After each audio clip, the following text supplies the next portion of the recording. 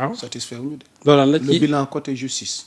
waaw non foofu mais les gens ne sont pas du tout satisfaits. yaakaar ñu nag 5 ans nag après. ñu wax naa la fii léegi man la bilan bi. waaw am na des côtés positifs am na des côtés yoo xam ne vraiment qui ne sont pas satisfaisants. ñu ñëw foofu du côté de la justice. allez-y mais y a pas eu de satisfaction ba xam nga. lu tax reddition des comptes bi ñu doon wax.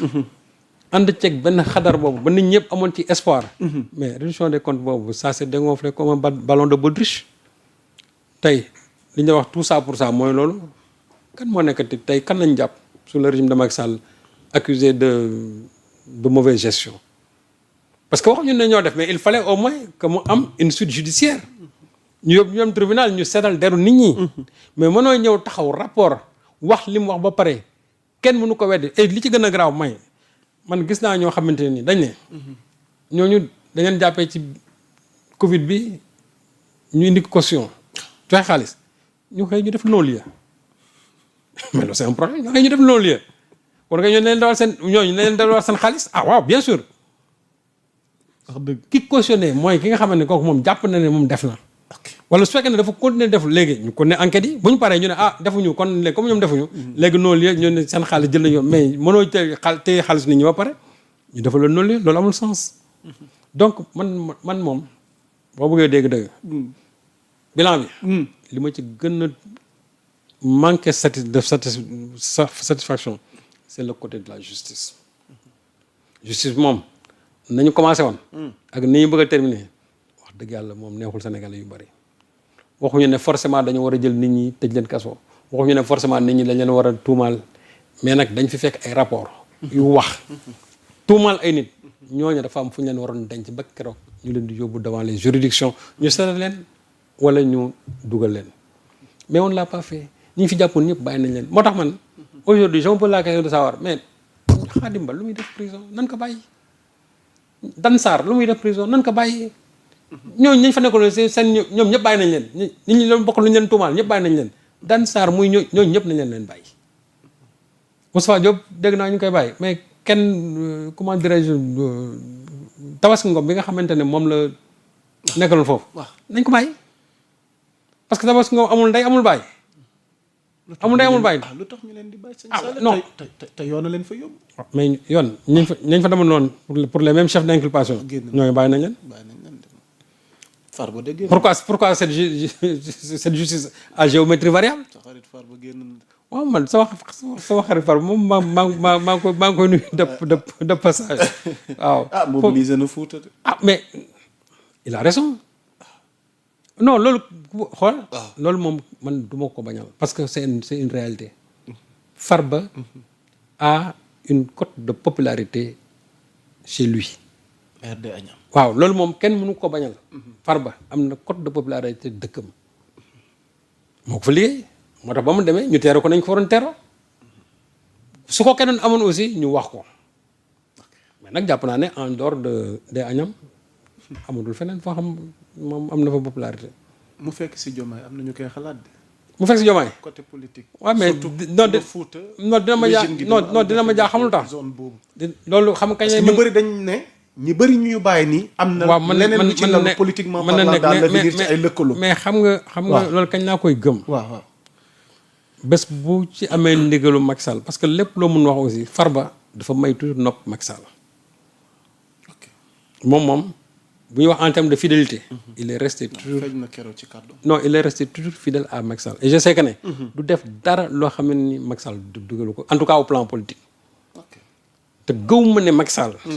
quelle que soit collision bu mu am ak Diomaye dina xëy mu ne Farba demal nga ànd ak politique nag lañ nekk mais dama ne dina ma jaaxal mën na am nag parce que aussi benn. ñoom seen ennemi public numéro 1 ma nga fa mooy Aminata Touré xanaa leen Diomaye ki dégage Aminata Touré carte gi leer mu woo PDS mu ñëw mu woo APR mu ñëw mais tant que moom Aminata Touré ma nga fa. jàppal ne PDS moom duñ fa mës a ñëw parce que leen dal yëpp Aminata Touré moo leen ko teg. jàppal na aussi tant que ma nga fa waa APR duñ fa ñëw parce que Aminata Touré mii ci ñi nga ñëkk commencé di xas Macky Sall ŋaaññu ko trahir ko ci la bokk kooku nag bés bu ñu ko seppoon teg ko nee de côté wax ma ñu seppee ko parce que man sama yoon newu ci mais politiquement bés bu Diomaye logique politique am bu ko indiwoon mu ne Aminata Touré dégage ba mu woon nekkatu fa. su ko neexee mën na woo ñoom Farba bu leen wooyee nag instant boobu. ñoom Farba mën nañu ñëw bu wooyee mais li ci gën a grave mooy. mais tes ennemis d'hier. système ba nga doon combattre. ironie du sort nga bëgg a ñëw ñooñu jàppale sa politique. kon finalement foo jóg. voilà la contradiction de Diomaye. mais comme que ñun dañu nekk ci politique. te comme que Diomaye moo dem tey bay xeex waa Pastef. man jàpp naa ne. Diomaye bu xëyee ànd ak waa APR yi. waa FPDR. ànd ak encore waa Takku Wallu pour man dara nag du ma ci bett. ok sëñ Saliou. alors pour aller plus vite parce que dañuy bëgg njëkkanteeg waxtu bi pour terminer avec le bilan de Sonko. ndaw yi jeunesse bi emploi bi. naam ñu ngi teg ay jéego. mais askan wi bëgg nañ surtout ndaw yi ñu gën a ñoŋal. li nga xamante ni nguur gi jagle na leen ko. non effectivement xam nga emploi tamit. mais Yaa Moussa. waaw xam nga la particularité de mandat bi. te Sonko da ko waxoon. dafa mandat boo xam ne nii. c'est un mandat de redressement. jubbanti c'est-à-dire que jubbanti. moo tax ñu tuddee ko jubbanti année 2. parce que li yàqu-yàqu yi moo bëri ba nga xamante ne bala ngay waxuñu ne kenn warut a recruter de mais da ngay defar jubbanti ba yëf yi tegewaat sur les rails ba dëjjati système bi léegi nag ñu enclenché maintenant cette politique de recrutement massif. il est vrai que aujourd'hui nag li nga xamante ne moom surtout ci la ñu war a mën a basé woo mooy surtout sur l'exploitation des hydrocarbures. parce que man jàpp naa ne hydrocarbures buñ ko exploiter na mu waree. ça va créer des centaines de milliers d'emplois directs ak indirects. parce que mooy mën a permettre d'abord nga am une bonne industrialisation. mooy mën a permettre aussi patron yi nga xamante ne ñoom ñoo jiite entreprise yi war a mën a recruter. parce que énergie bi su boobaa ce sera à bon marché. dina mën a permettre encore ñëpp ñi nga xamante ne dañuy liggéey ci mbay mi. avec la mécanisation de l'agriculture ça va favoriser xale yu bëri ñu retourner vers l'agriculture donc. il faut ci côté boobu ñu jàppale ci vraiment autorités yi c'est-à-dire sur l'exploitation des hydrocarbures parce que Sénégal fi ñu toll nii foofu rek fi ñu toll nii moo mën a sauver Sénégal politique emploi yi ñuy wax yëpp tant que loolu taxawuñ ci ak ni mu waree jàpp naa ne politique emploi yi ñuy wax ci réew mi ni ñu ko bëggee duñ ko mais suñu ko réussir côté boobu jàppal ne le marché de l'emploi en tout cas li nga xamante moom lañ fa fekk tey dina wàññeeku ci lu bare. ok donc ci tënk donc pour résumer ñu jeexal ak le bilan des 2 ans de Sonko. li ma mën a wax daal mooy ce qu'il faut retenir c'est un bilan satisfaisant. je ne dirais pas c'est un bilan très satisfaisant je dirais que c'est un bilan satisfaisant. même su fekkente ne am na ay insuffisances parce que nag lépp loo gis aussi day am lu baax am loo xam ne ma nga ci safaan ba. mais buñ ko doon balancer tey. li nga xam ne moo baax moo ëpp foofu li nga xamante ne en tout cas joyanteeguñ ko. te jàpp naa ne li gën a waral loolu surtout mooy.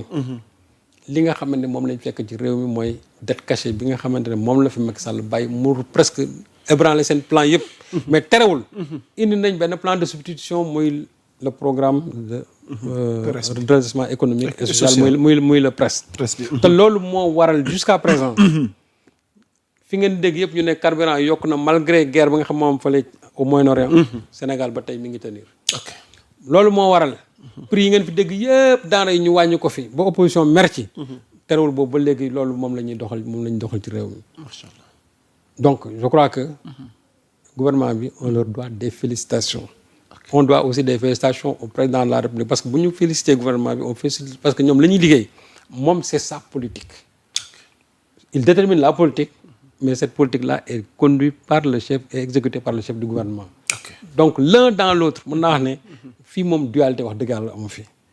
c'est un duo moo fi am parce que c'est pour les intérêts de la République bu ñu demee nag au plan politique kii ma nga Pastef kii mi ngi kii foofu bu la neex ñu ne dualité mais ci lii moom. wax dëgg yàlla bu fi kenn wax ay waxu dualité. voilà.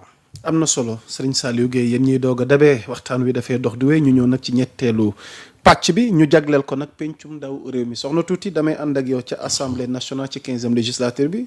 alors kilifa gi Serigne Saliou dafa am une demande de seconde lecture par le chef de l'État. ci bi ñuy adopté article L12 ba L30 du code électoral.